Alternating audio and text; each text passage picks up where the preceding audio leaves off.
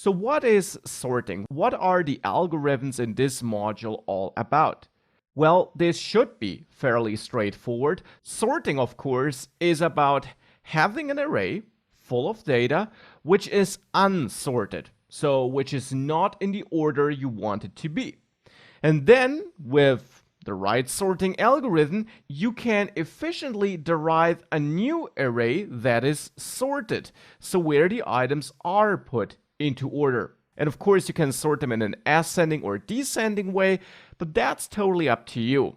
The algorithms will always work in the same way though. Now in this module, we'll have a look at various algorithms that help us achieve that goal of sorting items.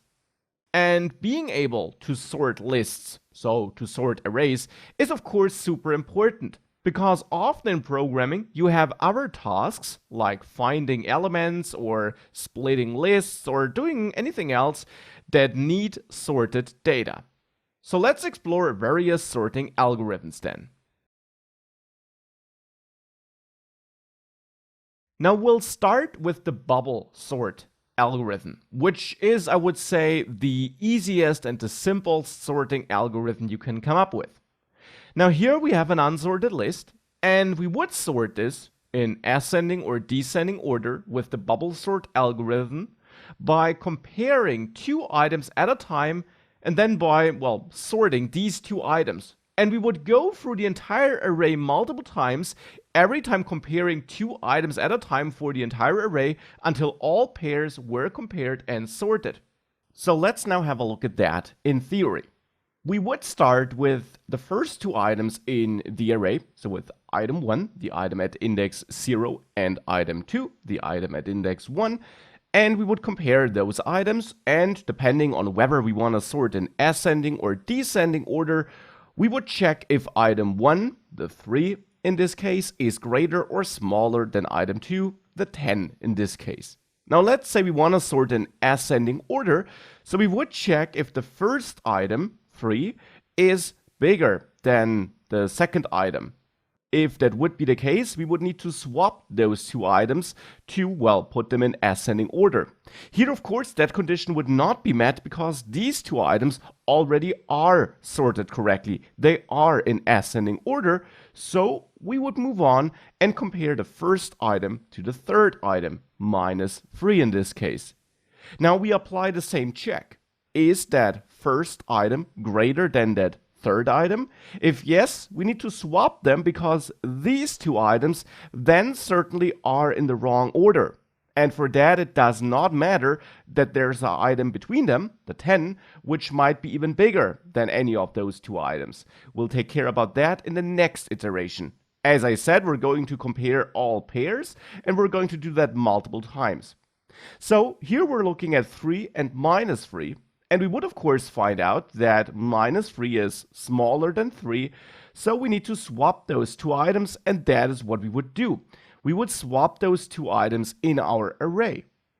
And now important, we keep comparing the first item to the next item. So we're not going to compare 3 to 48 now, but instead minus 3 to 48. So we stick to the first item, and it doesn't matter that the first item changed. We focus on the first item by index, not what was previously the first item. So we compare our new first item to the next item in line, which is 48. We check if our first item is greater than that, and if we therefore need to make a swap. But that's of course not the case here, so we keep it the way it is. We move on to the next item, no swap required here either. So we move on to the next item, no swap required, and also not for the last item. So now we're done comparing the first item to all other following items for the first time. Now we move on to the second item in the array, and we again compared it to all items after it. And that's important only to the items after it, because we know that the items in front of it have to be smaller already. So we compare 10 to 3, and we make that check if 10 is greater than 3, which of course is the case, so we need to swap those two values. Now again, we stick to the second item. The fact that it's swapped does not matter, so we're going to compare this new second item to the next item in line, the 48. And we check if 3 is greater than 48, in which case we would need to swap those values. Now, no swap is required here, so we move on and compare it to 5, no swap required. Compare it to 33, no swap required. Compare it to 99, no swap required.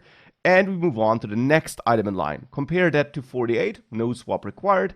Compare that to 5, and a swap is required. So we do that, and we compare that new third value, the 5, to the next item in line. No swap required, no swap required for 99 either. So we move on to the next item. We compare that to 10 in this case, and 10 of course is smaller, so we need to swap those two values. Now we compare 10 to 33, no swap required, and no swap required either for 99. We move on to the next pair. Here we do need to swap them, of course, and then we compare that, and we move on to the last pair, compare those two. No swap required, we got our final list. That's how the bubble sort algorithm works. We go through the list multiple times, and we every time compare one item to all the other following items in the list. Now let's see how we could write this algorithm in code.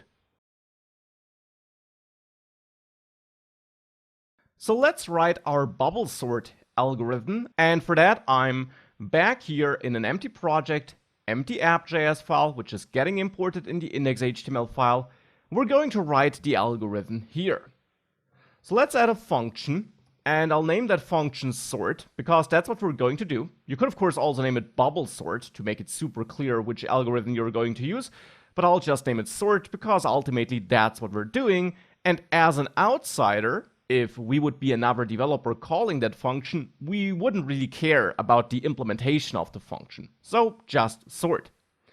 Now, sort should be callable with an array which we feed in as data. An array that can be stored in a variable which we feed in, or simply here on the fly created. And that can be an array of various values which, well, are unsorted, as you can see. I just entered some random data here, and as you can see, it's not sorted, neither in an ascending nor in a descending way. Now I want to be able to call this sort function like this and get back a sorted array, which I then can console log or do whatever I want to do with it. For example, search for an item in case we have a search algorithm that needs a sorted array. We saw such an algorithm too in the last course module. There we had the binary search algorithm, and as you learned there, the binary search algorithm needs a sorted list. So this would be an example of how you could get a sorted array. Well, almost, of course. Right now, sort is pretty empty. Now, sort would get the array which we want to sort as an input, and it should return, let's say, a brand new array, which is our sorted array. For that, in the sort function, we can add a new constant, result array, for example, and there I simply copy the array I get as a value, for example, with array slice like this, or by creating a new array and using the spread operator.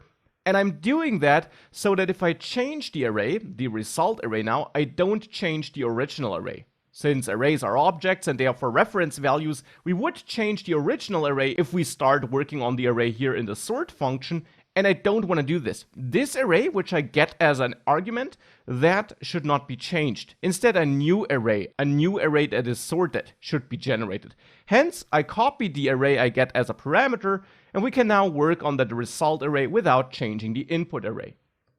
Now for the actual algorithm. How does this bubble sort algorithm work? We actually will have two nested for loops.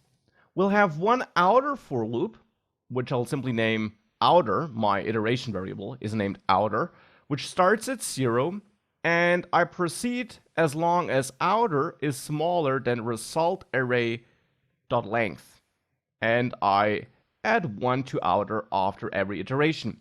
Now I'm naming this iterator variable outer here so that it's easy to identify inside of the loop later. Because, as I just said, we will also have another loop in there, a nested for loop, which I'll of course name inner. And that inner variable will basically be my outer variable plus 1.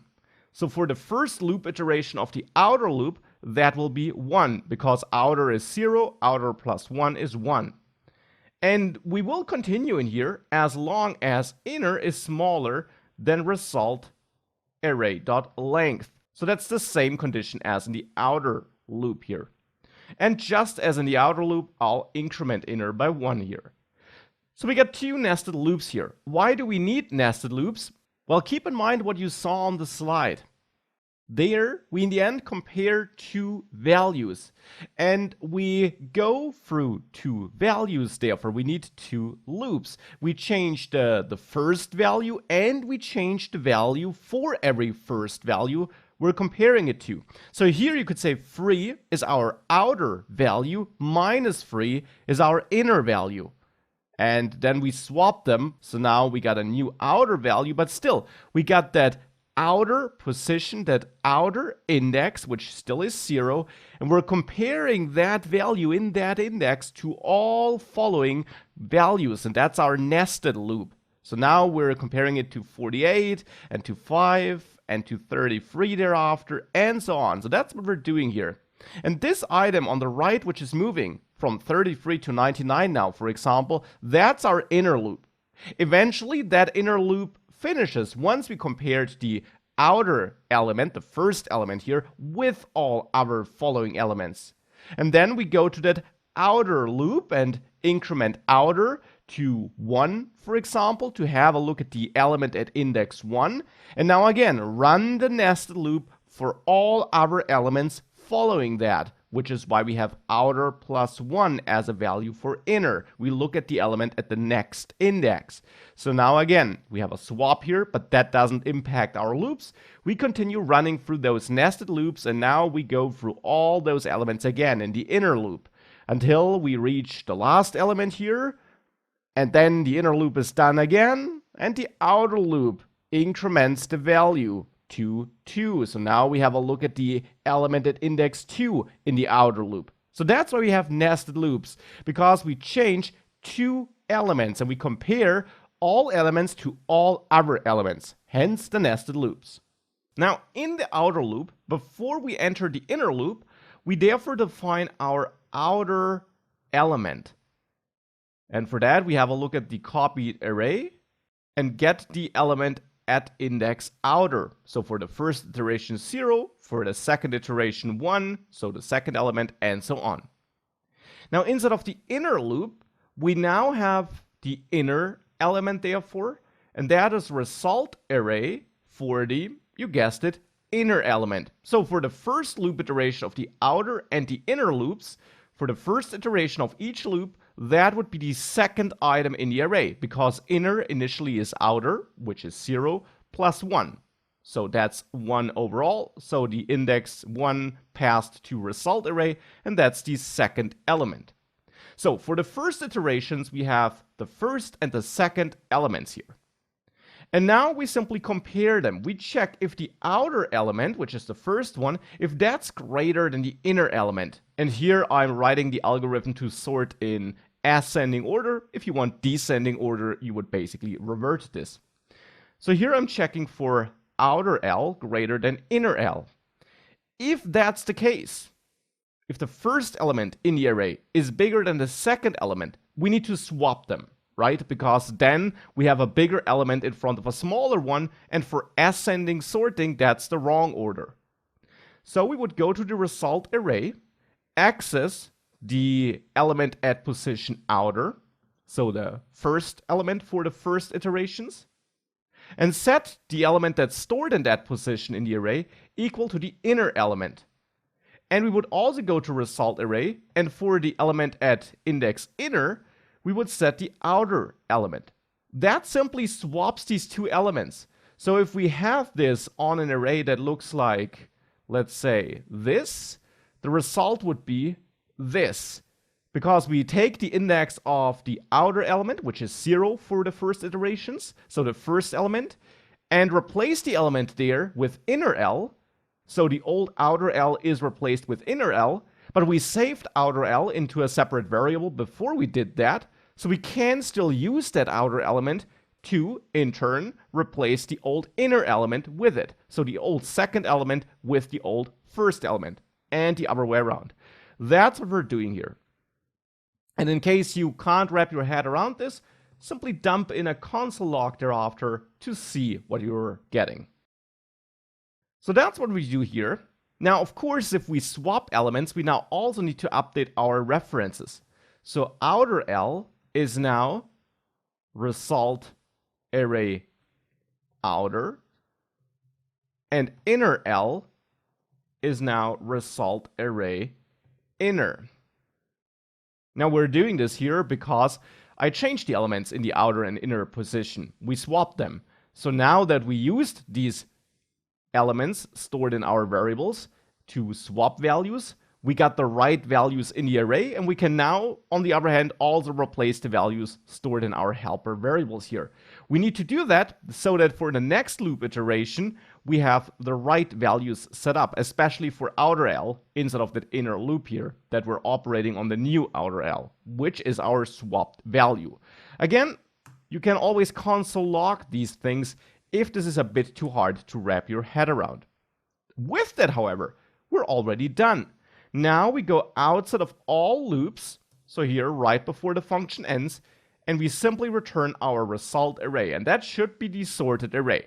Now let's log it before we analyze it then. So I'll save that and reload. And what I get is this array, which looks quite sorted to me. Now let's check if descending sorting also works by simply switching that condition here from greater than to smaller than. And that looks like a descending order to me. So that works. Now in order to understand what's going on, let me add a couple of console log statements.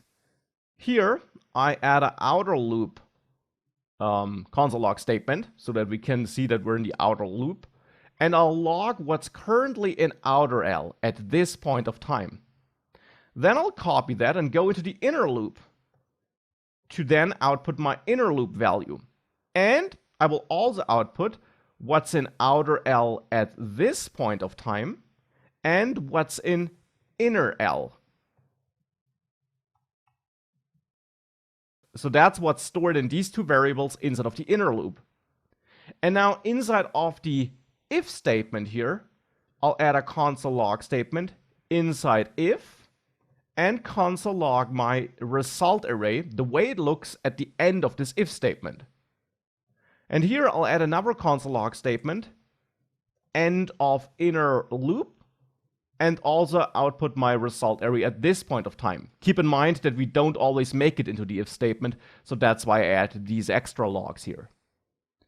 With all these logs added, let's reload. And of course, we got a bunch of logs here, as you can see, because this all runs a bunch of times. Let's see if we can make sense of that. We start in the outer loop, and we got a value of 5 here, which is coming from line 7, and this is simply what's inside of outer L. We get 5 here as a first value because that is the first value in the array I'm passing to the sorting algorithm. Now actually, to make this a bit easier to digest, I will temporarily comment this out and remove most values so that we just have 3 values here, so that we got less output here in the log. This should be easier to go through. Nonetheless, we have 5 as a first output. Now we see inner loop, and we get our current values for outer L and inner L, 5 and 10. Now just to keep in mind, that's coming from these lines here. We got 5 and 10 because these are the first 2 values in the array we want to sort, and I mentioned that we would select these first 2 values with the logic we wrote. Now we're at the end of the inner loop, and that tells us one important thing. We don't see any log from the if statement, so we didn't make it into the if statement for that first loop iteration. And correctly so, because these 2 items, 5 and 10, already were ordered correctly. We already had them in an ascending order, so there was no work to do, no swapping to be done, hence we didn't make it into the if statement, hence we're now at the end of the inner loop. So, now we start the inner loop again, that's what we see here, lines 11, 12, and 13. Here we are. And we get the new values for outer L and inner L. Now, previously that was 5 and 10, now it's 5 and minus 3. And that's important. The outer L here still is 5. So I'm still comparing that first value of the array to the next element in line. We have outer L 5 and we're now comparing it to -3. Now -3 is the next element in line in our input array. So we had the comparison of 5 and 10 and had no changes there. So now I stick to 5 and compare it to the next element. Again, comparing pairs of values, just in this case not pairs of side-by-side values, but simply first value with all values, then second value with all other following values, and so on. So 5 with -3 is what we're comparing now. And now we make it into the if statement, as we can tell by the inside if output here. And at the end of the if statement, you see that we swapped -3 and 5. Originally, the array was 5, 10, -3. Now it's -3, 10, 5. And we swapped that because that's the logic we wrote in here. The outer L, which is, as you can tell, 5, is greater than the inner L, which is -3. And in that case, we make it into the if statement because then the order is wrong. So now we swapped that and we ended up with this new array. And we're done with the inner loop. This is the end result of that inner loop. And now we start a new outer loop. So now we're done with all inner loops because for the first value, the 5, we went through all other values that followed it. Now, if we had another iteration in the inner loop, because we had another fourth element in the input array, the next outer element we would use for the comparison would be -3, by the way, no longer 5, because our first element changed. That's why we're updating outer L here in the if statement as well. You can easily see this if you add a fourth element here, let's say a 1. If I add a 1 here, and I reload, we have everything like before. You see we're inside the if statement, we got -3 and 5 swap. We're done with this iteration of the inner loop, but we would now start a new iteration of the inner loop because we have a fourth element, another element to compare to the first element, but the first element, the outer L, now changed. It's now -3 because of our swap, and we compare that to the next element in line, to the 1 here. So that's how this would work if we had 4 elements. But for simplicity's sake, to make this easier to go through, I'll remove it again and reload and go back to the point where we were, the end of the inner loop. Now we start a new outer loop as soon as we exhausted our array and we compared the first element to all other following elements. Now we move on to the second element in our current result array, which is 10. That's the new element we're going to compare to all other elements after it. We're not going to compare it to -3 because we know what's in front of it has to be smaller, but we're going to compare it to all other following elements. So we start a new inner loop. Outer L is 10, inner L is 5 because that's the first following element. We make it into the if statement because, of course, because of this condition here, our outer L, 10, is greater than 5. So we swap these two. We're done with the inner loop, that's our end result, and we start a new outer loop where we now have a look at 10. Now we want to compare 10 to all our following elements, but since we have no following elements, we're simply done, and we have our final result array which was returned. That's how the bubble sort works. We're simply comparing pairs of values, and we go through the array multiple times until we had all necessary comparisons. Now, what about the time complexity of that? Let's analyze the time complexity of the bubble sort algorithm in the best, average, and worst case. Now, the best case is that the items are already sorted. If we have that case, we actually have a time complexity of O of n. So we have linear time complexity. Now, why is that? Well, if we have sorted items, we only have to go through the loops once. We can check this. If I pass in a sorted array 1, 2, 3, and I save that and I reload, you see with the outer loop starting, the inner loop starting, inner loop done, new inner loop starting, and so on. So we're starting all those loops, but if we have a look at the actual work that's being done in every loop, that's basically nothing. Going through that inner loop is pretty redundant and we're not doing any actual work in there. We're storing a value in our helper variable, but we never make it into this if check because we already have sorted values. And we could remove all console log statements therefore, and hence there's nothing left to do here. In the end, we're doing nothing in that loop. So we can't pretty much count this as not a loop iteration if you want to call it like this. So we basically have no work to do. That's why we can say that we have linear time complexity here. We need to go through the entire array and do all these comparisons, but we never have any actual work to do. Now, what would be our worst case? The worst case is that the items are basically sorted in the wrong order. And in that case, we have a time complexity of O(n) squared, so quadratic time. So in this case, this would be that we have 3, 2, 1. If we have this array, we need to go through all loops and we need to do all the work in every loop. For every loop here, for every inner loop, this if check returns true because 3 compared to 2 is true. We need to swap them. 2 compared to 1 is then true thereafter.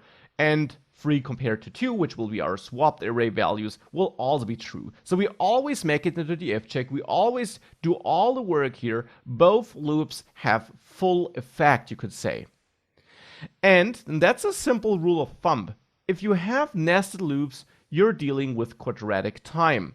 Unless you do stuff like halving your input or anything like that. But if you're not reducing your input, if you're not splitting your array or anything like that, you have quadratic time.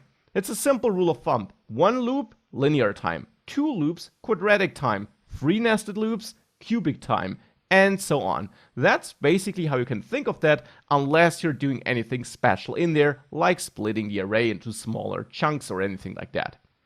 So that's why we have quadratic time here. And as so often, that's also our average case here with the random order, which tends to be quadratic time because we'll typically have at least a couple of items which we need to swap. So quadratic time is basically the time complexity we have for the bubble sort algorithm.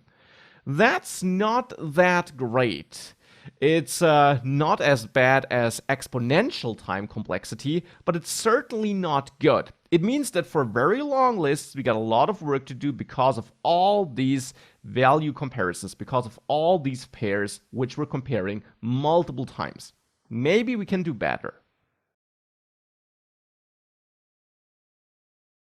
We had a look at the bubble sort algorithm, a fairly simple and easy to implement algorithm that tends to give us O(n) squared, so quadratic time complexity.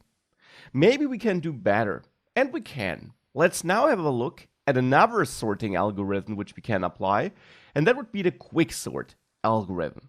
Now, how does the quicksort algorithm work?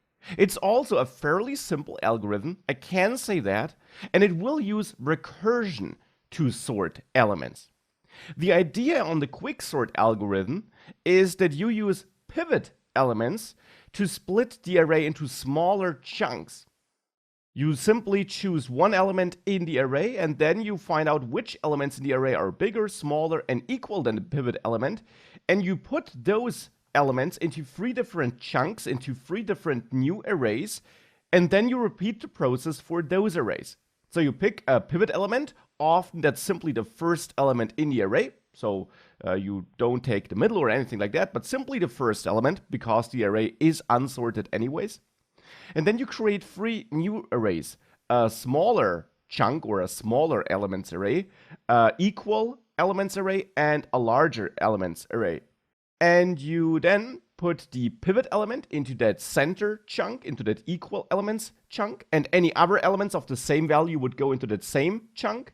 Smaller elements go into that smaller chunk, into that smaller elements array, and larger elements go into that larger elements array.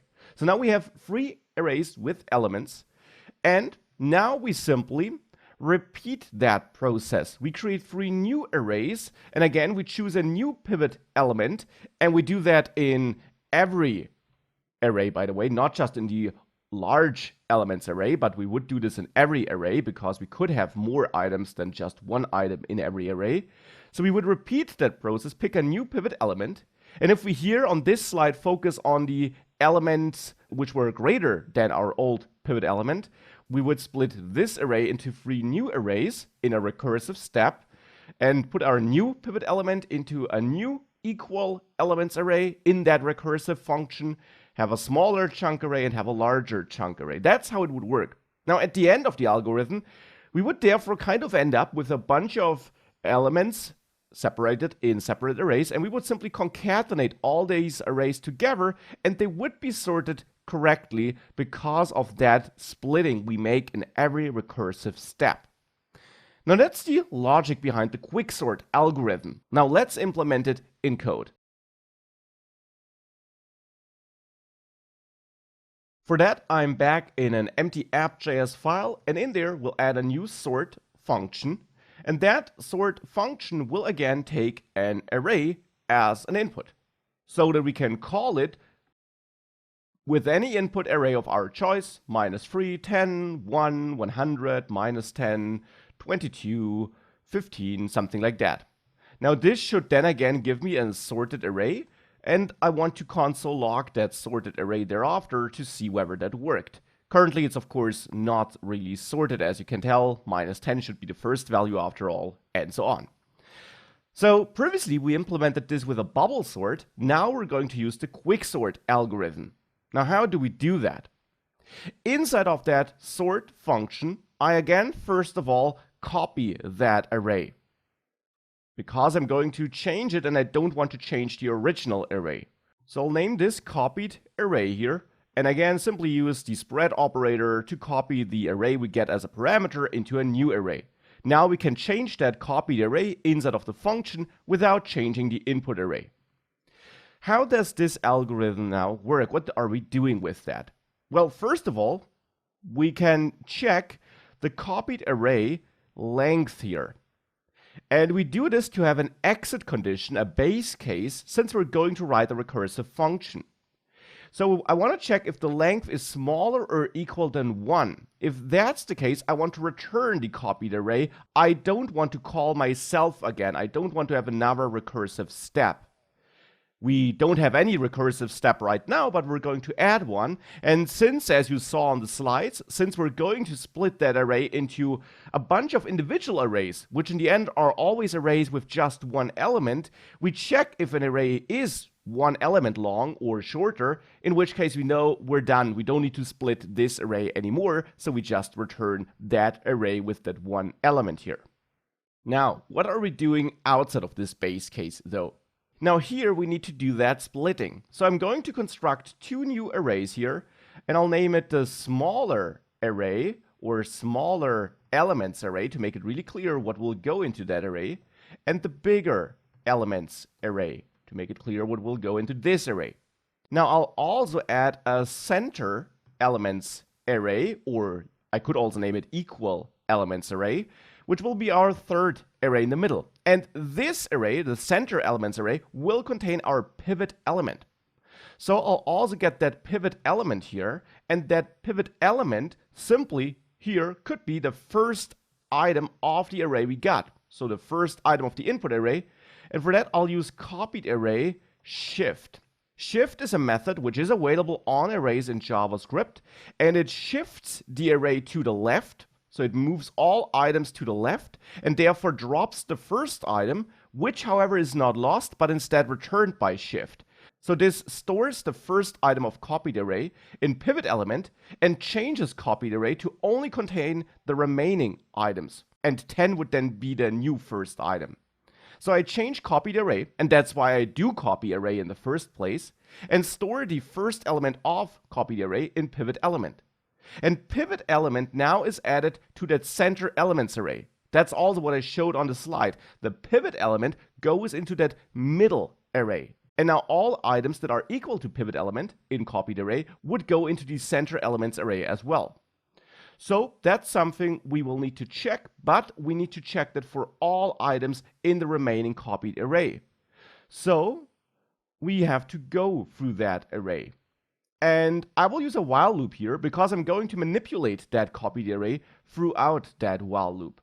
So here I have my while loop, and I want to continue with this loop as long as copied array length is truthy, which basically will be the case as long as length doesn't reach 0. So as long as the array is not empty, we'll continue in the while loop. Now we will gradually make that array empty inside of the while loop so that eventually the loop will stop. Now inside of that while loop, we have a look at every element, the current element, by simply repeating that copied array shift process. We used it once to get the pivot element. Now inside of the while loop, we're doing it to get access to the next element, so to the new first element of that copied array. And that manipulates copied array, so the length shrinks by 1 for the next iteration. So we retrieve the first element of the copied array, and we remove it from that copied array thereafter, and shorten that copied array. And now we need to check this current element. We want to find out if current element is equal to the pivot element. If that's the case, the current element, so the element we're currently looking at, should go into the center elements array.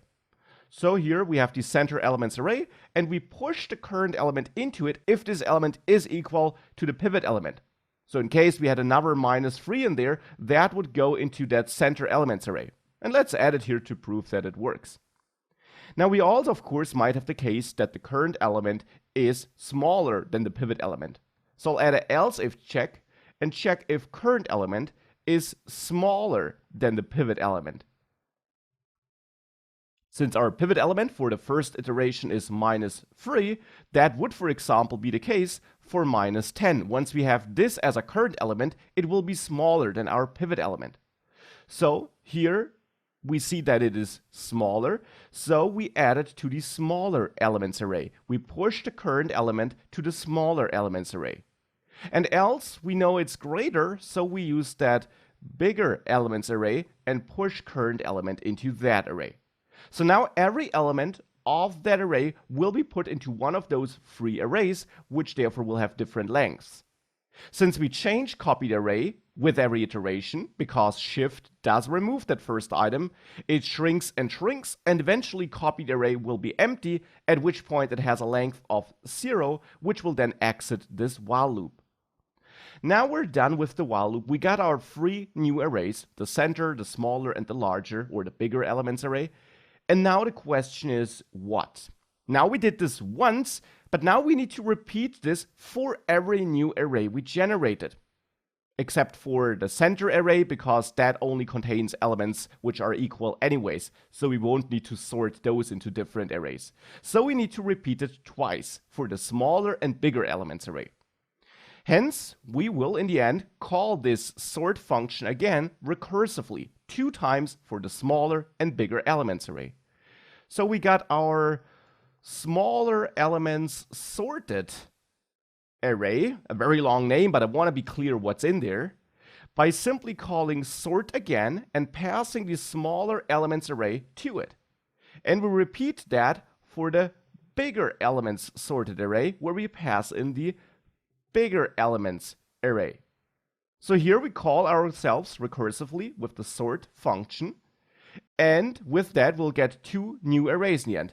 Now these are recursive calls which go through that whole process again, but ultimately, as always in recursion, all those nested function calls are going to finish, are going to return their overall results, and we're going to get those overall results back in this main function call in the end.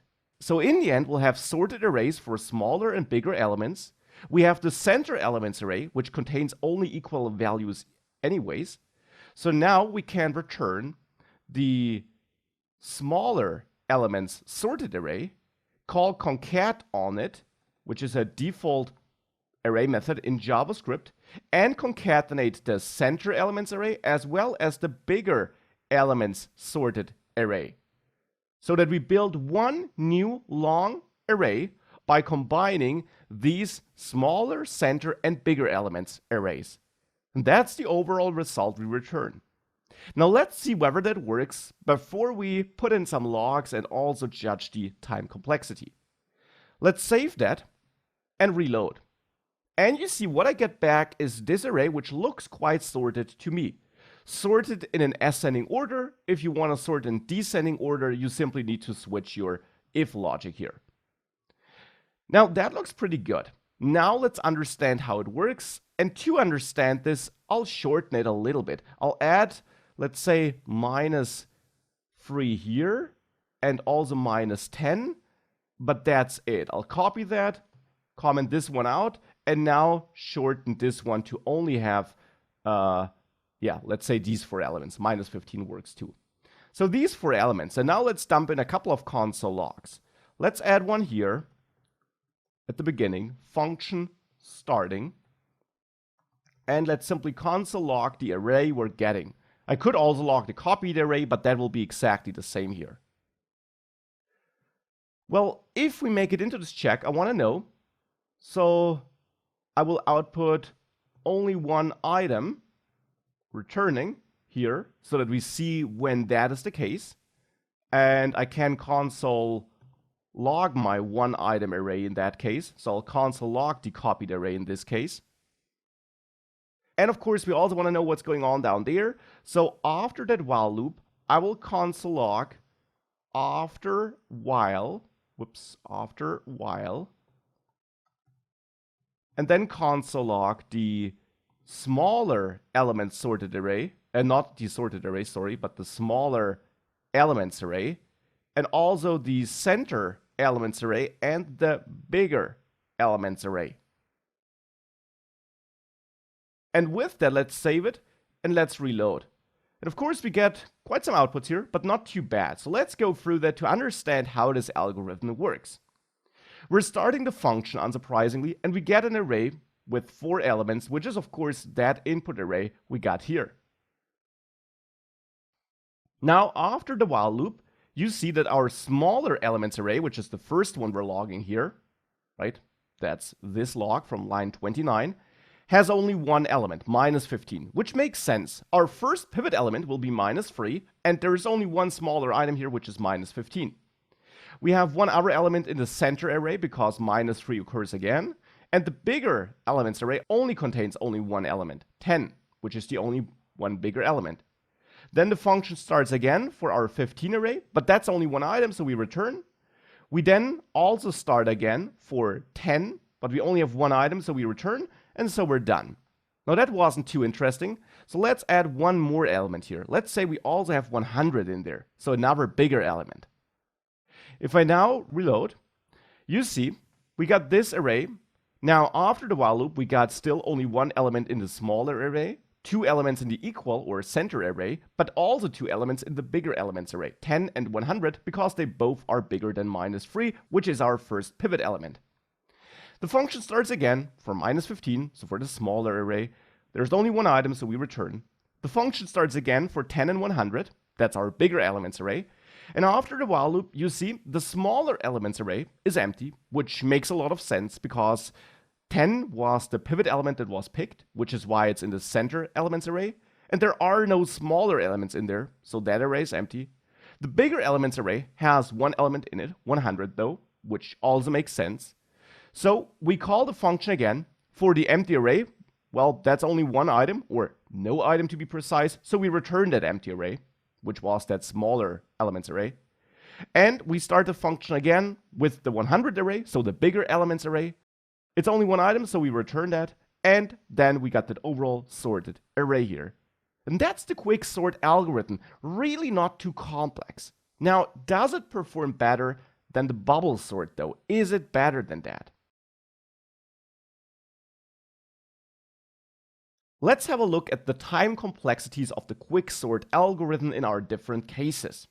Now, the best case is actually that the items are sorted randomly, so that they're not sorted, they're not in the right or wrong order. If that's the case, then this algorithm is able to perform best. And I can tell you that in that case, it will have a time complexity of big O n times logarithm of n. Now, we'll derive that ourselves in just a second. I can already tell you that this will be the case.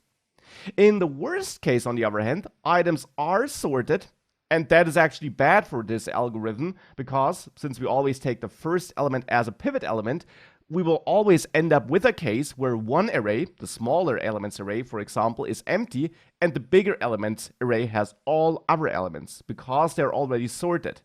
And in such a case, we will have a disadvantage in this algorithm, and we will end up with quadratic time complexity. Now, why will that be the case? Well, we have this logarithmic time complexity, times n, but still with a logarithmic nature, because we generally split our problem into smaller problems, right? We split our array into sub-arrays. And you learned in this course already, if you're doing that, if you're splitting your problem into smaller problems with every iteration, you tend to work with logarithmic time complexity. Now, if you're dealing with an array that's already sorted, so something like, let's say, 1, 2, 3, then the problem is that since we're always taking the first element as a pivot element, we always have one empty array, the smaller elements array, if we're sorting in an ascending order, and we have one large array, the bigger elements array. And therefore, effectively, we don't split the problem into smaller problems, because one array, the smaller elements array, is always empty. So we're not really splitting it. And therefore, we don't have the logarithmic advantage. We're not making the problem smaller. Instead, we effectively just go through the entire array multiple times with a loop inside of a nested function call. And that is simply quadratic time complexity.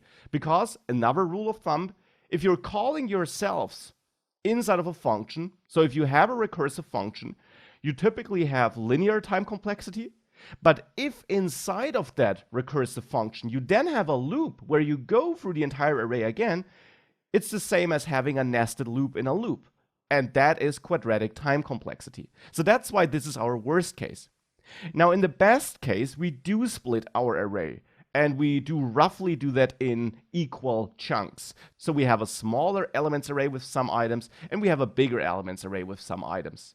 So in that case, we are roughly splitting the problem in half with every iteration, and that's why we're getting closer to that logarithmic time complexity. So that's the difference between best and worst case here. Now, the good thing is, on average, of course, we don't really have a sorted array, because if we know that we always have sorted arrays, we wouldn't need a sorting algorithm. So on the average case, we can rely on the problem, the array being split into roughly equal sub-arrays, and therefore in the average case where we don't have sorted items, we also have that best case time complexity, which is better than quadratic time complexity. N times logarithm of n is better than quadratic time because it grows slower. It's simply mathematically smaller. Now, how do we derive this big O notation of n times logarithm of n though? For that, we use that good old master theorem again. There, we had two steps basically. We calculate the runtime of the recursion with that first formula. And then we also have a look at the runtime outside of the recursive step. We compare these two runtimes, and based on where more work is being done, we derive one of these final formulas. So let's do that step by step for our problem now. Let's derive the recursive step runtime here. And that's done with that first formula on the slide, which was O(n) at the power of log b of a. Let's write it like this maybe. So, what would this look like here? Remember that a equals the number of subproblems, so how many recursive calls are we making? And b equals the relative subproblem size, so which kind of split are we making? Now here, a, the number of splits, is 2, because we're calling ourselves twice. And b, the kind of split, is roughly also 2. Now, of course, we don't know this in detail. It depends on the input array. But on a random input array, which is not sorted, we should generally have equal sizes for the smaller and bigger elements arrays. So a and b should both be 2. So we have O(n) at the power of log 2 of 2. Now, what is log 2 of 2? If we quickly plug this into a logarithm calculator here, we see logarithm at the base of 2 for 2 is 1. So that's 1 as a result. Hence, this is in the end O of n at the power of 1. And that, of course, is O of n. Okay, so our recursive step runtime is O of n. We can keep that in mind. Now, let's simply have a look at the runtime outside of the recursion, so the rest of the code. And there, the primary thing we have here is a while loop. Now, it's a simple while loop, no nested loop, and we go through the entire array here because we're shifting one element per iteration, and we do that until the array is empty. So we go through the entire array here, and as you learned, if you have a loop where you go through all elements of an array or through all numbers up to a number, you have linear time complexity. So this is also O of n, linear time complexity.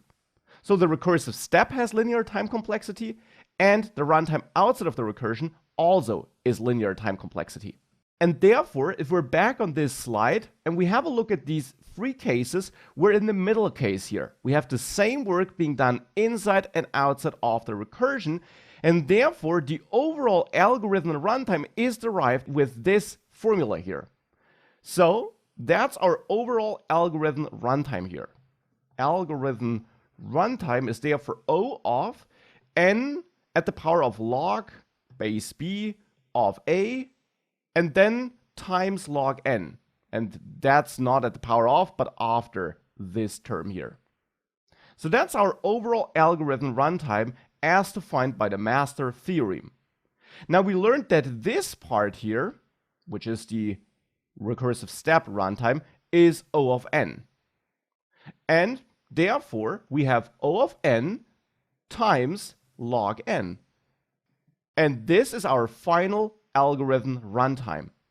Now that's exactly what I showed you on this slide, and that's how you can derive it on your own with the tools you already learned. The quicksort algorithm certainly was an improvement over the bubble sort algorithm. After all, in the best and most importantly, in the average case, we are able to achieve a time complexity of n times logarithm of n, which is better than O(n) squared. Yet we have that worst case with that quadratic time complexity. Now maybe we can do better than that. Well, indeed we will be able to do better than that, and the reason for that is this pivot element which we use here in the quicksort algorithm. We always chose the first element, and in the worst case, where we have a sorted array, that is a problem because then we always have one large array and one empty array. I talked about this in the last lectures. That means that we don't really split the problem into smaller chunks, and hence we don't get that better time complexity. That leads us to the merge sort algorithm, an algorithm which is also all about sorting a list, sorting an array, but it will give us a better time complexity. I can already spoil that to you. Now, how does the merge sort algorithm do that? With the merge sort algorithm, we split the array multiple times and always in the middle until we have only 2-element arrays left. So we split this array into multiple 2-element arrays, and we'll do that recursively, always by splitting in the middle. And then we sort those arrays and we merge them back together. So here's how that will look like. We got this array and we split it once in the middle, and if we have no perfect middle like here, well then close to the middle. So that in this case we have one 3 and one 4-element array. Now that's not the 2-element array I'm looking for, so we split this again. Recursively we call that splitting or that sorting function again. Hence, we end up with these arrays here. We got a couple of arrays with only 2 elements and one array with 1 element. That won't be a problem though. So now we split everything the way we want, always in the middle, and we got these unsorted 2-element arrays. The next step is that we now focus on those 2-element arrays and we sort them. So in every 2-element array, we sort the items, and only inside of that 2-element array. Now, once we did that, we'll merge the arrays back together, hence the name, merge sort.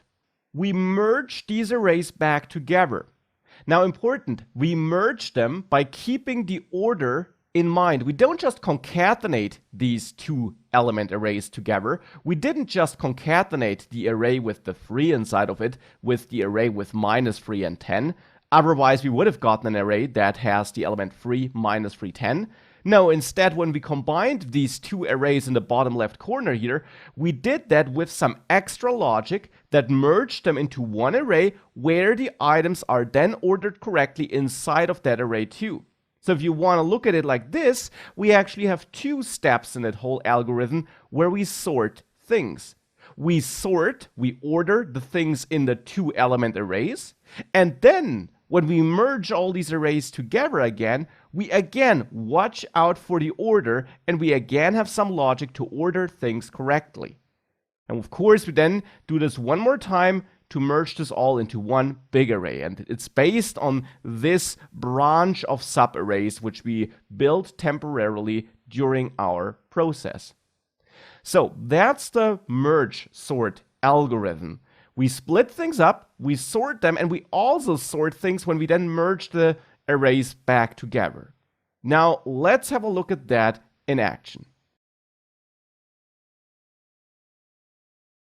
Now for that, you know it, we're back in an empty app.js file, and I will write a sort function here. The sort function will receive an array, and I want to be able to call sort by passing in an array that, let's say, looks something like this here, maybe this, yeah, something like that. That's the array I want to be able to feed in. It's totally not sorted here, and it should be sorted. So that in the end I have my sorted array here, and I then, just as before, can console log that sorted array. That's the idea. Now, how does the logic in the sort function look like then? Well, it all starts with us splitting up the array. That's something we do, as I said. We want to split the array into smaller chunks until we have only arrays with 2 or 1 elements. So here we'll get the middle, let's say, of every array, the middle index. And to get that middle, we take the array length and divide this by 2. Now, length is not always divisible by 2, or doesn't always give us an integer if we divide it. For example, if we have an array with 7 elements, this would be 3.5, and we need an integer value here. And therefore, we can again use math floor, something we also already saw earlier in the course. Now we got the index of the middle of this array, or one item to the left of the middle. Now with that, we have the middle. Now we can get the left array, if we want to call it like this, and the right array. The left array is our array, and we can use the slice method to get a slice, a part of that array, in a new array. Slice returns a new array based on this array, but only a part of that array. Now for the left part, we take 0 as the starting index and middle as the end index here. And then for the right array, we got slice starting at the middle, and if we don't specify an end index here, it goes all the way up to the end of that array here. So that's then our second array. We can temporarily log this here just to see whether it works. If I log my left array and I then log my right array here and I save that and load this, we see the left array has these 4 elements and the right array has these 4 elements. And that's basically this and this. And if I would introduce an extra element in the middle, let's say, or somewhere else, so that we don't have an even number of elements, we would see that one of the 2 arrays is longer. And that's totally fine. So we're splitting our arrays. Now the idea also was to sort the arrays, but only if there are only 2 elements in the split up arrays. And I'll actually do this before I split this, because I could maybe already be getting an array with only 2 elements. In that case, we don't need to do any other step. Or even if I don't get this, I want to run this logic before I split again. So I check if array length, so the length of the input array, is smaller than 2, if I have less than 2 items. So if I have only one item, or if I get an empty array, I return just that array. Because if it's empty or has only one item, there is nothing to sort. You can't sort just one item. If we have a length that is exactly equal to, not to 0, but to 2, then we know we have exactly 2 elements. And that's now the case where I want to sort those 2 elements. That's the first sorting step we have. So here I effectively want to return a result which is based on some condition, and I'll write a ternary expression here. I'll check if the first element of that array is bigger than the second element. And I know that there will only be 2 elements because I'm checking the length here. Now if the first item is bigger, and I want to sort in ascending order, then I know that I need to swap the order. Because the first item is currently bigger, in ascending order it should be smaller. So I'll return a brand new array by creating it here with the square brackets, and the first element in that brand new array will be the second element of the input array, and the second element in the brand new array, which I'll return, is the first element in the input array. So I return a brand new array with the swapped array elements. Otherwise, if the first element is not bigger than the second one, then I know they already are in the correct order, and I just return the input array. So these are these 2 cases. If neither of the 2 is true, I will go ahead and split my array into the left and right array. Now we need to call ourselves again to continue splitting and sorting these 2 element arrays. So I'll have my left sorted array here by calling sort again and passing the left array into it. And I'll repeat that, unsurprisingly, for the right sorted array, where I pass right array into it. So we have a recursive step here, and that's also why we need that base case first. We first need our exit condition, otherwise if we just call ourselves, we'll have an infinite loop. So we call sort again to split and eventually sort our array. Our 2 element arrays are then sorted. Now in the end, I don't just need to split and sort these 2 element arrays, but I also need to merge all arrays together. And for that we need some merging logic, which I'll now add below. So here we call sort, which is a recursive call, of course. Now we need to merge our arrays. And for that, I will use a while loop here. Now, in that while loop, I, in the end, want to go through all the items in both arrays, which I want to merge together, and merge them into one brand new array, which, important, makes sure that items are added to it in the correct order. For that, I'll get my left array index here, which initially is 0, and my right array index here, which is 0, so that I have my whoops, that should be let. So that I have my 2 indexes and I can go through my arrays here step by step, element by element. And I need my new merged array here, which is an empty array initially. Now here in the while loop, I will check if left array index, so this brand new variable, if that is smaller than left sorted array length. I want to keep on running as long as my index is smaller than that length, which makes sense because I will change the index inside of the while loop, and I want to continue changing and incrementing it until I have gone through all the elements inside of there. Now I'm using a while loop because I don't just want to do that for one array. I could use a for loop in that case, but instead I will change both arrays at the same time in one loop. So I'll have a or condition here. I will keep on running as long as there are items left in the left array or in the right array. So we have the same logic there. Right R index, if that's smaller, whoops, and that should be left R index here, of course. So if the right R index is smaller than the right sorted array length. So same logic as for the left sorted array, but now with the right array. That's my logic. As long as there are items left in either of the 2 arrays, I'll continue in the while loop. Only if I've gone through all items in both arrays, I'm done. Now inside of the while loop, we now need an if check to find out what we want to do in there. we want to add elements to the merged array. We want to populate that merged array with new items. But of course, we want to populate it in the correct order. So what I'll do is I'll check if left sorted array for the left array index, which initially is 0. So if the first item in the left sorted array, in the first iteration at least, if that is greater than the right sorted array, and then there the right R index. So for the very first iteration, where left and right R index are both 0, I check if the first item in my left sorted array is bigger than the first item in the right sorted array. If it is bigger, I know that the right sorted array item needs to be added to the merged array, because I want to have a ascending list, a list ordered in ascending order, so the smaller item should go first. So if we make it into this if check, I'll go to my merged array and push that second, that right sorted array item for the right array index into it. So I'll push that item into my merged array.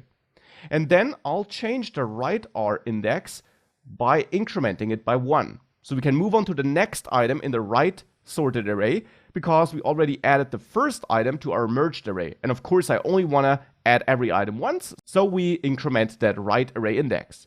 We don't increment the left array index because we haven't done anything with that first item in the left sorted array. It wasn't added to the merged array. We certainly don't want to lose it, so we must not change the left array index, not until we added this to the merged array. And we will add it in the else case, because if we have the opposite thing, that the first item is smaller than the second one, then I of course want to add my left item. So then I have the same logic. I'll go to my merged array and push the left sorted array for the left R index, and thereafter change the left R index by incrementing it. Same logic as before for the right index. Now that's how we will go through that. Now eventually, both indexes will reach the length of their arrays and will make it out of the while loop therefore. I also need to change that first if condition a little bit, because we need to add something there. We need to add an OR condition here as well. We can always check the items in the two arrays, but what if we exhausted one array, but in the other array we still got an item left? To cope for that, we should check if the left R index is greater or equal than the left sorted array length. Keep in mind that the left array will always be the smaller one. If we split it, if we have an array with an unequal amount of items, the left array will always be the shorter one. So therefore, the left array will be the one that is exhausted first. That's why I check it here, because if the left array is exhausted, we know there has to be an item left in the right array. So we have to push the remaining right sorted array item into the merged array. And since this will be true if the left array is exhausted, we'll make it into this if block in that case and add the remaining right sorted array item to the merged array. We know that it has to be at the end of the merged array, so that pushing it there is correct, because every array itself was already sorted, thanks to this logic here, and then we merged all other items in the correct order. So we know with certainty that the remaining right sorted array item has to be the last item of this merged array. And with that, we are done. With that, we merged our items, and then we return that merged array here in the end. Now keep in mind, this is still part of the sort function, which also calls itself here, but that leads exactly to the behavior shown on the slides before. So if we now save that and we pass this array to sort, if I reload here, you see I get this array, which looks quite sorted to me. And of course, you can add more items to play around with different arrays, and this should always work. Now, as I always like to do it, let's analyze what's happening here. And for that, I'll duplicate this and analyze a bit of a shorter array here. Let's say this one, or maybe one extra item. Let's say here we also have a 5. And let's say we want to analyze this array now. For that, I'll add a bunch of console log statements, one here at the beginning, function start, and here I'll console log my array which I'm getting as an input. Now I'll also log here if we have an array of 2 items, exactly 2 items, and I'll then console log what I'll eventually return. So I'll console log this value here because that is what I'll return so that we can see what this will return. I'll then also console log after recursive step so that I console log the left sorted array and also the right sorted array. And of course, also after merging here. So after merge, I will console log the merged array. And with all those console log statements added, let's reload and let's analyze it. Our function starts and we get that input array, which of course is just that array we're working with here.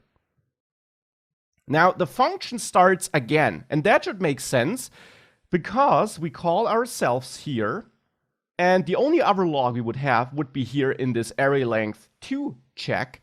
But of course, this array doesn't have a length of 2, so we don't make it in there. Hence, we skip all that code in the end, we slice up our array, and we call ourselves again, which is why the function starts again. This is now a nested function call, a recursive function call. We see we call ourselves again for 10, or for minus 10, I should say, and 33. So for this first left array. Then we see exactly 2 items, which indicates that we made it in this if statement, which makes sense because we got 2 items. And below that, I log what we're going to return, and that will be the input array. We don't need to change the order because it already is in ascending order. Now then we have another function start, and that's for that second array which we got here. We also got exactly 2 items, and here we return the swapped items, 5 and 100, because they were in the wrong order. Now we're after the recursive step. So the recursive calls finish their work. We have our 2 element arrays which are sorted, and now we need to merge them together. These are the 2 arrays we're working with. These are the 2 arrays that were returned, minus 10 and 33, and 5 and 100. So now we need to work with that. And after the merge, we see we have the correctly merged array. So that proves that this while loop seems to do its job correctly. And you can add more console logs in there, for example, in the if statement, if you're not sure how this works exactly. It does work, however, just as explained throughout this lecture and shown on the slides. We check all those items one by one and check if it goes into the merged array or if the other item goes into the merged array, until we have one merged array which we return in the end. And that's the merge sort algorithm. Now let's analyze the time complexity. For the merge sort and for its time complexity, it's very simple. For the best, average, and worst case, we always have the same time complexity. We don't care about the order, we don't care about the input at all. This algorithm always performs exactly equal. We always have a time complexity of O of n times logarithm of n. And that's a pretty good time complexity and certainly better than quadratic time complexity. Now, how can we derive this time complexity? Of course, with that good old master theorem function here, or with this approach. Because we're dealing with recursion, and we have a recursion where we split the problem, the input data, into smaller chunks. So, as we did it before, we first of all will derive the runtime of the recursion, of the recursive step, and then thereafter, the runtime of the code outside of the recursion. And then we'll have a look at these 3 cases and see which case is the right one for us here, and then derive the runtime. So let's start with the runtime of the recursive step. So recursive step runtime, or time complexity, I should say. Time complexity. This, of course, is O of n at the power of log b of a. And here we have 2 nested recursive function calls. We call sort twice. So A would be 2, because A is the number of recursive calls, basically. And every time we split the problem into 2, and pretty much perfectly into 2. So B is also 2. So this is O of n at the power of log 2 of 2. And we already learned before that this is in the end O of n at the power of 1, which is just O of n. So our recursive step runtime is O of n. Now the time complexity outside of the recursion. What would be our time complexity there? Well, in the end, that's the code here at the beginning and the code after our sort function. Now, the code in the beginning, that's constant time. There is no loop in there. There is no nested function call that would matter. So that's constant time. Here, after our recursive calls, we have a loop. And that's, of course, always something we want to look out for. We have a loop, and you know, a loop typically means that it's linear time. Now, it could be more than that if we had a nested loop. It could be less than linear time if we split the problem into 2 here as well. But no, this is a fairly simple loop. In the end, we just go through our arrays. Yes, we go through 2 arrays, but not in a nested loop where we would have every step times 2. But instead, this is more like going through one long array. So in the end, this is also O of n here. It's a regular loop, no nested loop, nothing like this. So this is also O of n. And back on our slide, this means we're back to this case here. We got the same work inside and outside of the recursion. And hence the overall algorithm runtime or time complexity is simply O of n at the power of log b of a times log n. Now we learned that this here is just n in the end, right? And therefore we got O of n times log n. And this is exactly what I showed you on the slide. This is the runtime of the merge sort. Now throughout the module, you saw this merge sort algorithm, the bubble sort, and the quick sort. And you saw that these sorting algorithms have different runtimes. Now you also saw that the merge sort algorithm pretty much beats the other sorting algorithms. So of course, you might be inclined to always use the merge sort algorithm. And for longer arrays, that probably is right, though it is worth pointing out that the merge sort algorithm, of course, also contains a lot more code. So for shorter arrays, it might actually take longer, now measured in milliseconds and not theoretically, than maybe the bubble sort algorithm, which only looks long here because of all the console log statements. In the end, it is relatively short. So the merge sort algorithm certainly has a bit more code to it, and therefore it's more complex to write, and it might not be the best tool for every sorting task you have, because it might just be overkill. The performance advantage, the time complexity advantage it has, might not always matter. But if it does matter, if you should come up with the sorting algorithm with the best performance, now then this merge sort algorithm here certainly is a good candidate.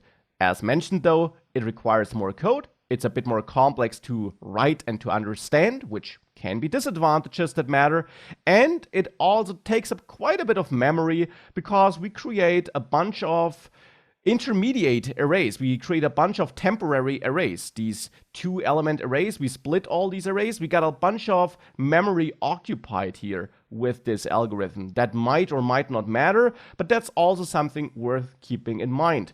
For the bubble sort, for example, that's not something we have.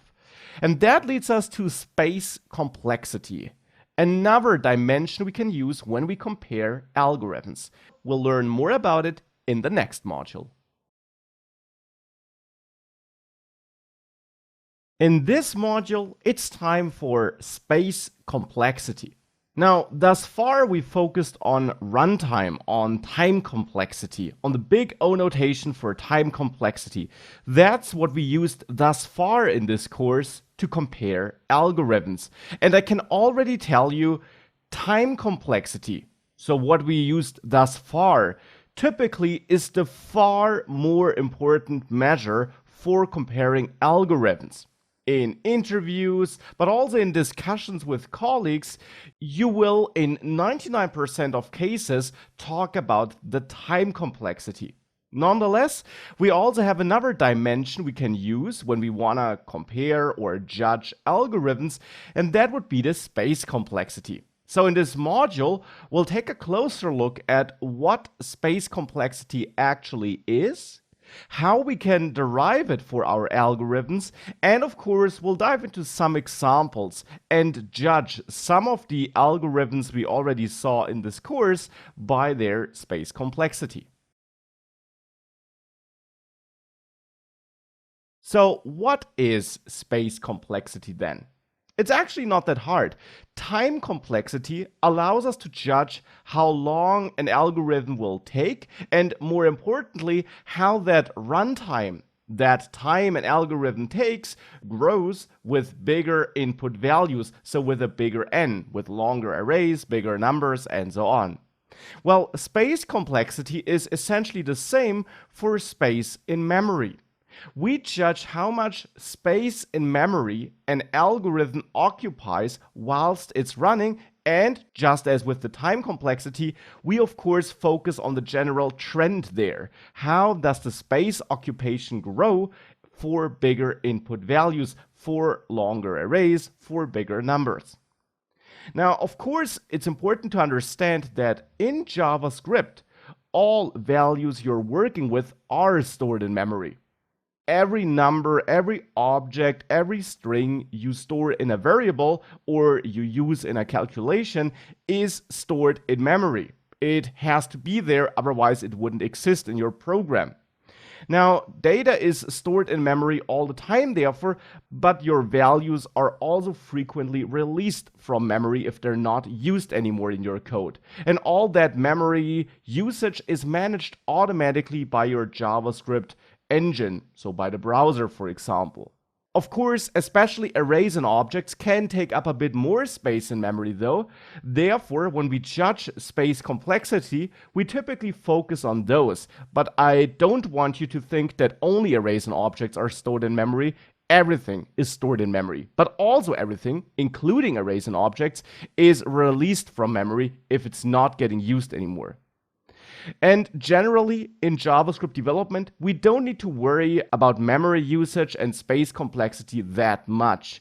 Of course, we can write inefficient algorithms. Of course, we can write code that has memory leaks or consumes a lot of memory. But generally, browsers and JavaScript engines are relatively smart about managing your memory, and therefore it's not the #1 priority we typically focus on in JavaScript development. Of course, we never want to introduce memory leaks, but that's a bug. That has nothing to do with space complexity. Space complexity really is just about the memory usage we have in an algorithm without having a bug, and therefore that's what we'll focus on in this module. So it is a dimension we can have a look at, and we will have a look at it in this module. We'll also see how we can derive it, but it's really important to understand that space complexity typically is not the #1 criteria for comparing algorithms in JavaScript. So how do we derive space complexity then? It's relatively straightforward. When we analyze our algorithm and we want to judge the space complexity, we have to find places, lines of code in our algorithm where values are stored permanently in memory. Now, with permanently, and that's why I put it between quotes, I don't mean that it's there forever. I just mean that, for example, if you have a loop or a recursive function, it survives that loop iteration or that recursive step. So if you have a loop that runs 3 times, that has 3 iterations, you would create a new value with every iteration, and the value from the last iteration would also still be used, so that you add 1 new value with every iteration. That's what I mean with permanently. It's not getting cleared up after a loop iteration. It really is important for the entire runtime of your algorithm. As long as your algorithm function runs, data is used. If that's the case, then I refer to such data as permanent data. Of course, it will typically be cleared up once your algorithm is done, but I'm really just talking about the data management inside of the running algorithm. So we want to look out for values that survive multiple loop iterations or multiple recursive steps in our algorithm, and then we simply count how often such permanently stored values are being created. So how many such permanently stored values we have in our algorithm. And that then allows us to determine how that number of permanently stored values depends on n, and this ultimately allows us to derive a big O notation. And yes, we also use the big O notation for space complexity. And there we also can have a linear or quadratic or exponential or logarithmic, all kinds of space complexities in theory. Because, of course, we could have an algorithm where we, for example, create a new object with every iteration in a loop, and we loop through all numbers up to n, and we keep the created objects around after every iteration. Then we would have linear space complexity because we would create more and more objects and keep those objects around with a growing n. Of course, we'll see some real examples in just a second, but that's how you can derive space complexity. So, time for some examples. And for that, we'll have a look at a couple of algorithms, their space complexity, and a short reason why we have that space complexity. And I want to start with an algorithm we saw relatively early in the course, and that's the factorial algorithm, and here the loop-based variant. So that algorithm that gives us the factorial of a number. Let's see which space complexity this algorithm has. Here's this algorithm, the factorial algorithm, where we have a loop to derive the factorial of a number. And now the question is, which space complexity do we have here?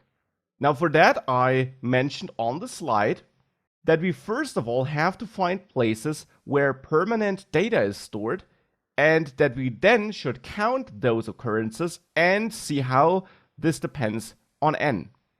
And when I talk about values being stored, I don't just mean objects or arrays, I also mean numbers or strings. So what's going on in this algorithm? When it starts, we create a new variable and we store the number 1 in it. So that's one value that's getting stored in memory. Actually, even before that, the number parameter we're getting, that acts as a variable we can use inside of the fact function, and that's therefore also getting stored in memory. So once this line 4 finished executing, we already have two values stored in memory, number and result. Now we create a loop, and in the loop we loop through all numbers up to number, almost starting at 0 or 1, though we start at 2 for the reasons mentioned earlier in the course, but roughly we go through all numbers up to n. We have that I variable, which is created here, and which gets a new value with every iteration. We have that boolean here, which is created and checked with every iteration. And we update result with every iteration. So how many new values are getting stored with every iteration? Well, we store a new I, and we create a new boolean here. But also important, after every iteration, that boolean and that I we used for that iteration is not needed anymore. It's cleaned up, it's not referenced anymore. Instead, when the next iteration starts, a new I and a new boolean is created, but the old ones from the previous iteration are no longer needed. So therefore, that's not permanent data because that does not stick around after every iteration. The I is recreated with every iteration, but the old I's from the previous iterations are not used anymore. So therefore, we actually create no new permanent data here. And then we return the result. So if we have a look at this algorithm, we don't create that many values that would be getting stored in memory, and we actually have no data at all that would be stored in memory and that would grow with a bigger n. Because even in that loop, we just recreate values, but we are not interested in the old values. So we only have one new value around all the time, essentially. And therefore, the space complexity of this algorithm is actually constant, O of 1. That means that the space in memory we occupy does not depend on n. It does not depend on the number. If we feed in a number of 10 here, we use the same amount of memory as if we would feed in a bigger number. Now, of course, if we had to measure it in bytes, there might be small differences because of bigger numbers or anything like that. But the general trend is constant because we don't suddenly occupy twice or 3 times as much memory as before. So that's how we can judge the space complexity of this algorithm, and that is the space complexity of this algorithm. I hope it's relatively straightforward how that worked, and with that we can of course fill out this first row in this table here. We know that the factorial algorithm, if we use a loop-based solution, has a space complexity of O of 1, so a constant space complexity. And that's the case because we operate at one and the same number throughout the entire algorithm, and we don't create any new pseudo-permanent values throughout this algorithm. Now let's compare that to the recursive version. Maybe think about this on your own first. In the next lecture, we'll derive its space complexity together. So let's explore this alternative factorial function's space complexity. The difference, of course, is that here I'm using a recursive approach. We're calling ourselves. Now, what's the space complexity here for this algorithm? Is it also constant as for the loop-based solution, or is it maybe different? Now, one word about the time complexities first. There we had the same time complexity, no matter if we used the loop-based or the recursive solution. So that did not differ, but maybe there's a difference for space complexities. And indeed there is. For the loop-based solution, we had constant time because no new permanent values were created. For the recursive solution, that's different. There, when we execute this, number is stored in memory, as for the loop-based solution.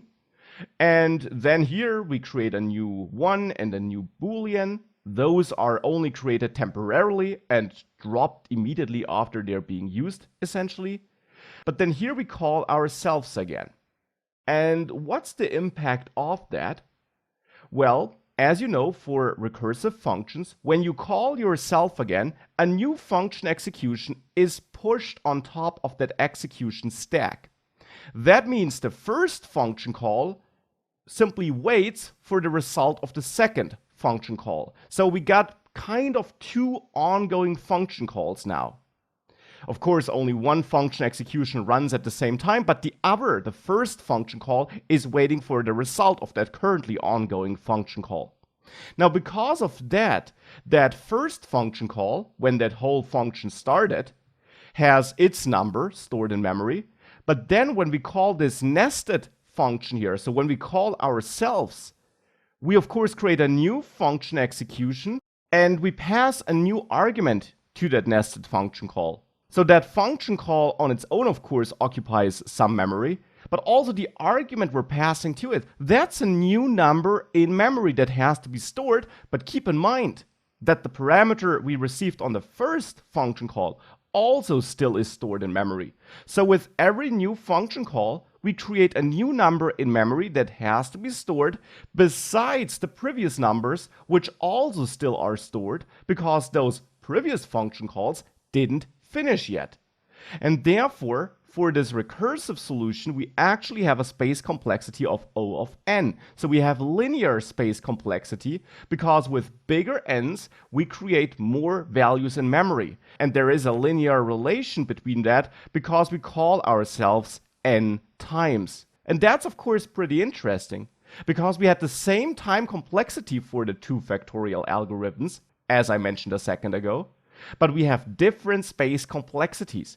So if we compare these 2 approaches, we could lean towards the loop-based solution because it has the same time complexity as the recursive approach, but it has a better space complexity. Now, of course, we're not talking about a horrible difference there. The space complexity, as I mentioned earlier, might not really make a huge difference, but it is something worth noting. Of course, maybe the fact that the code here is a bit shorter and could even be written in a yet shorter way, maybe that outweighs that disadvantage, but it is something worth noting. We have different space complexities here. So that recursive factorial algorithm has a linear space complexity because we create a new value for every nested function call.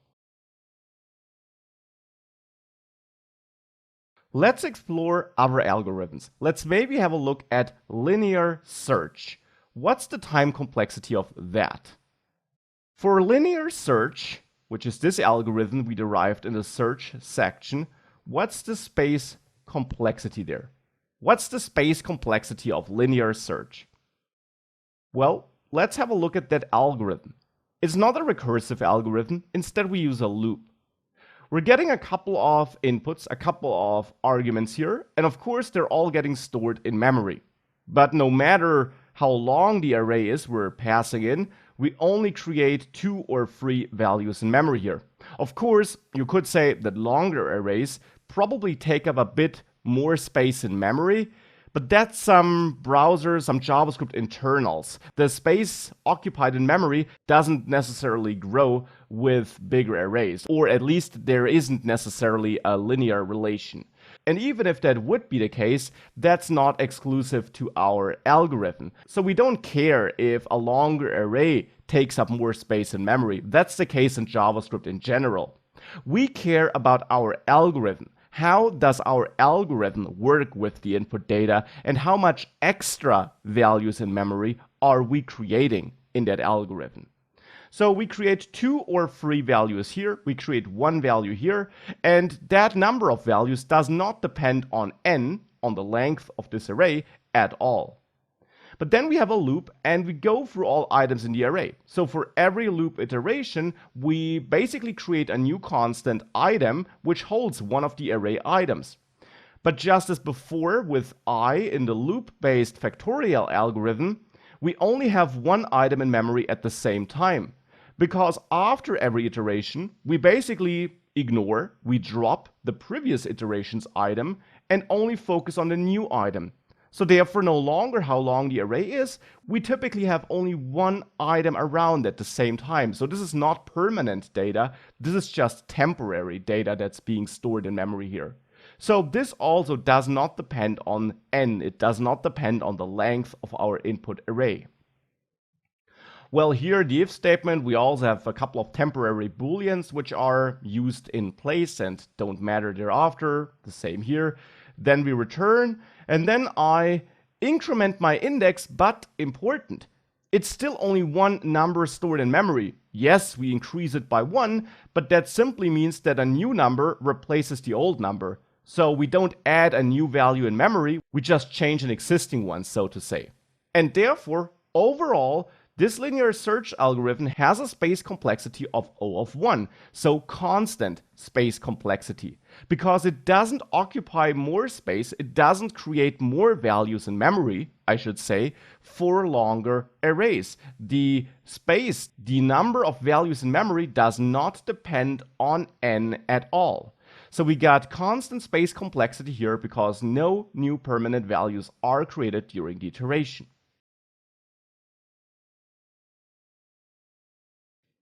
Now, what about binary search? How does this look like?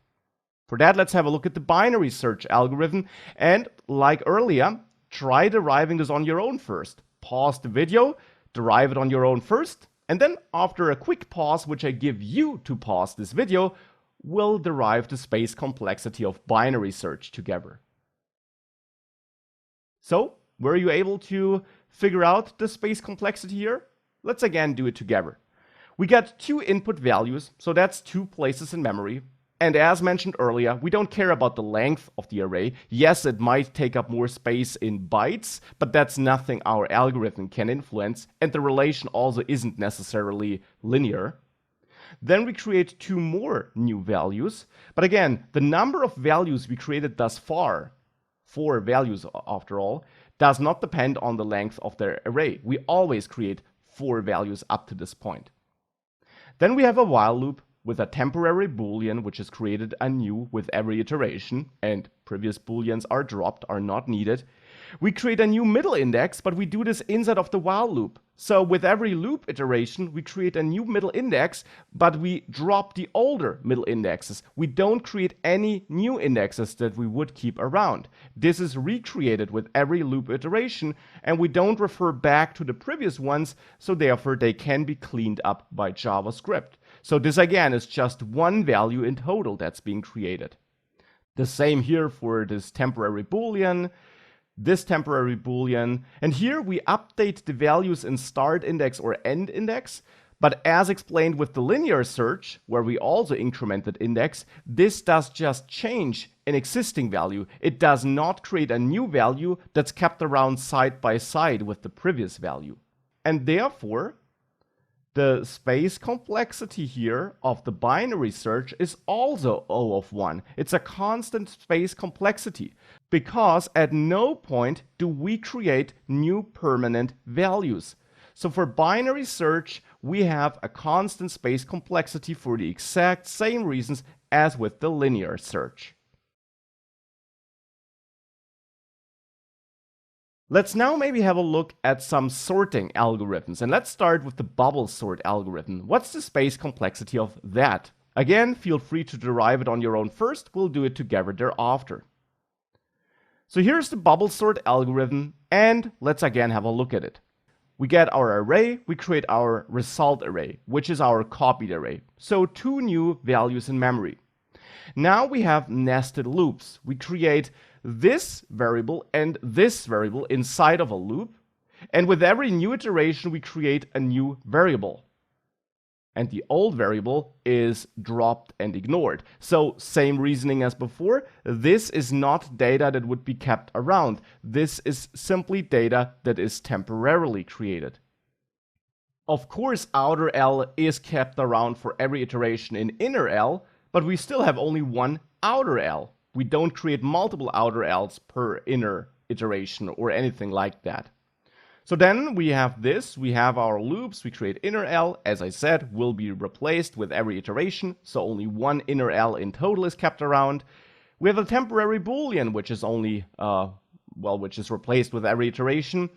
We replace values in our existing array, but we don't add any new values to that array. We just replace existing values. We swap values in the array. So we don't create new values that would exist next to the old values. Instead, we just swap values. And therefore, you might already be guessing it, here we have a space complexity of O of 1 again. Again, constant space complexity, as for many algorithms here, as you can tell, because we don't create any new permanent values. So same reasoning as before here for the bubble sort. Now, it will get more interesting for the quick sort though. So let's have a look at our quick sort algorithm. What's its space complexity? Again, we get the array, we create the copied array, so that's 2 values stored in memory, and the number of values here doesn't grow with a bigger n, with a longer array. We have this if check, which has no impact on space complexity. And then we have something interesting though, which is different from the other algorithms, or most other algorithms we had a look at before. Here we create brand new arrays. Now that's still only 2 values in memory which we create here. So at this point, we are still talking about constant space complexity. The same if we count in these elements here. But now something interesting happens. Inside of the while loop, we now get a new current element. This is getting replaced with every iteration.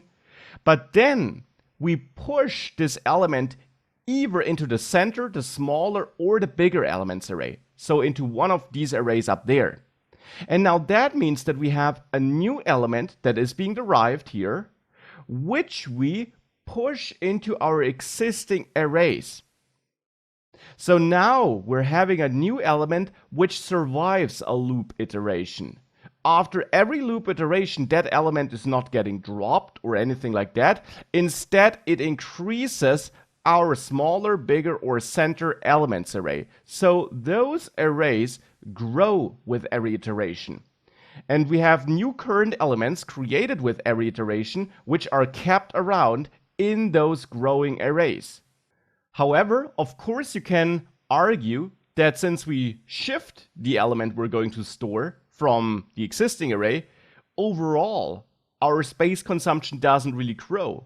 Yes, we have a brand new element, which we also keep around after every iteration. But on the other hand, we shrink another existing array by that value. So we essentially really just move that value from the copied array into one of our other arrays. So here we have an interesting effect, but overall, memory consumption and the number of values in memory doesn't really change here. So it's kind of a false alert here in this array. If we wouldn't shift it, if we just would extract it, and then of course this algorithm wouldn't work, but if it were a different algorithm, if we wouldn't remove the element we're storing in a new array, but we just copied it into a new array, then we would have an impact on space complexity. But here we don't have it, and we actually still have constant space complexity. But we're not done at this point. We then call ourselves here recursively. We call ourselves twice. And by doing so, we of course have our nested function calls where we create new values in memory. And therefore here we have the same scenario as with the factorial function, with the factorial recursive version I mean. We have a space complexity of O of n, simply because we create new values in memory and the number of items we create in memory grows in a linear way. The bigger our n, the more items we're going to create in memory, and it grows at the same rate. Now, you actually might wonder why it's linear space complexity though. After all, we call ourselves twice, right? In lines 130 and 131, we call quicksort. So you could argue that every time we call ourselves twice, so we should actually have quadratic space complexity here, not linear space complexity. But for that, it is important to understand that with recursive code execution in JavaScript in general, line 130 will execute first, and it will dig into that, you could call it, branch of recursive sub-function calls first. So only when that function call in 130 and all other function calls that are triggered from inside that function call finished, only then it will move on to line 131. So you can always imagine such a recursive function call as a tree of nested function calls, and we saw such a tree of function calls earlier already when I talked about exponential time complexity. And if you imagine that, it is important to understand that only one branch of that tree executes. So therefore, we'll first go through all function calls that resolve from line 130, and only once that is done, we'll go through all function calls that resolve from line 131. And therefore, we'll never have more than n extra values be created in space. So that's why we have a linear space complexity here and not quadratic space complexity for the quicksort algorithm. Though I will say, theoretically, you could achieve O logarithm of n. This is possible with a slightly different version of the algorithm, which you also find below this video as an example. So because of these nested function calls with new values that are being created, we have O of n, or with a little optimization and a different approach, O log of n. So here we have a different space complexity. And you can already see the pattern that recursion typically gives you not constant space complexity, but instead linear space complexity often. Now let's have a look at one last example, and that's merge sort. Again, have a look at it on your own first. We'll derive it together in the next lecture. So here's the merge sort algorithm we worked on. Now in this algorithm, we are doing a bunch of things, and up to this point we have no impact on space complexity. But then here we do something which is a great trigger for us. We call ourselves. with shorter arrays, but together they give us one long array, basically our original array, and we do this recursively. And therefore, we create a bunch of new arrays in memory, and the number of arrays and the values stored in these arrays, so the size in memory occupied by those values in those arrays, that simply depends on n. The longer the array we pass in here, the more we'll split up our arrays here, and the more new arrays with new values are getting created. And we have a linear relation here. The while loop doesn't really make a difference there. We don't call ourselves recursively or anything like that, and we're only working with temporary values. But because of that recursion, we have a space complexity of O of n here for our merge sort algorithm. And that completes our table here. So overall, space complexity actually isn't too tricky, and very often you will have either constant or linear space complexity. You typically have linear space complexity if you call yourselves recursively. And of course, theoretically, you can have other space complexities like quadratic space complexity and so on as well. Maybe if you have recursive calls inside of a loop, but that is not that often the case. And as I mentioned in the beginning of this module, space complexity in general is typically not the most important dimension which you can use to compare algorithms, but instead it's just an additional dimension which you should be aware of and about which you now learned how you can derive it and how you should think about it.